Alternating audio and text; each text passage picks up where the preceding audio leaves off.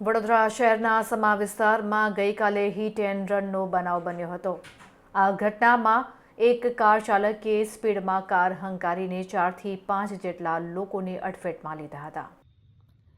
સમા વિસ્તારમાં મોડી રાત્રે એક લક્ઝરી કારના ચાલકે દારૂના નશામાં ફૂલ સ્પીડે ગાડી હંકારી અનેક લોકોને કચડ્યા હોવાની વિગતો સામે આવી રહી છે।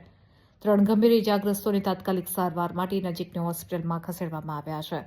અકસ્માત સર્જીને કાર ચાલક ગાડી સાથે ઘટના સ્થળેથી નાસી છૂટવામાં સફળ રહ્યો છે।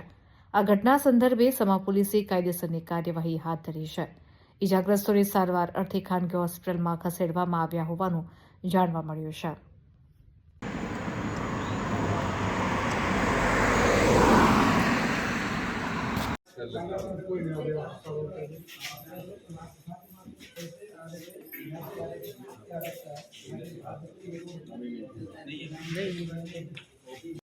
લારીવાળા સ્વાતિ માર્કેટથી આમ ઘેર જતા હતા। પેલું સરદારજીનું ટર્નિંગ છે ને ત્યાં આગળ એ ઠોકીને જતા રહ્યા બહુ ફાस्ट स्पीड में।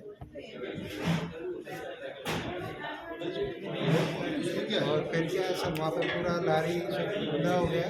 और उससे पहले एक आर्मी वाला था तो उसको भी लगाए और एक लेडीज है उसको बहुत ज़्यादा लगाए। क्या नाम आपका? मेरा नाम राजेश कुमार अग्रवाल।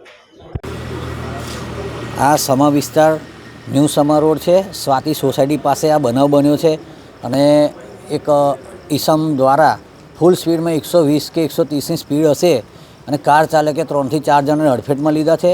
એમાં એક આર્મીવાળા બેન છે, આર્મીવાળા ભાઈ અને એમની વાઈફ છે, એમને ગંભીર ઈજા થઈ છે।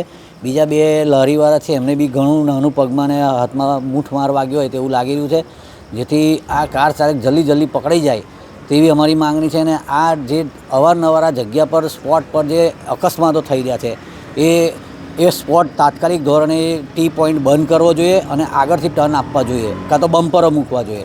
અને આવા જે બેફામ કાર ચાલકો છે તેના પર કડકમાં કડક કાર્યવાહી થવી જોઈએ અને જેલમાંથી આવા લોકો છૂટવા ના જોઈએ। કારણ કે 8 વાગ્યા પછી તો હવે એવું લાગે છે કે પબ્લિકને ઘરની બહાર નીકળવું તો વિચારીને નીકળવું પડે કે બહાર નીકળું કે ના નીકળું।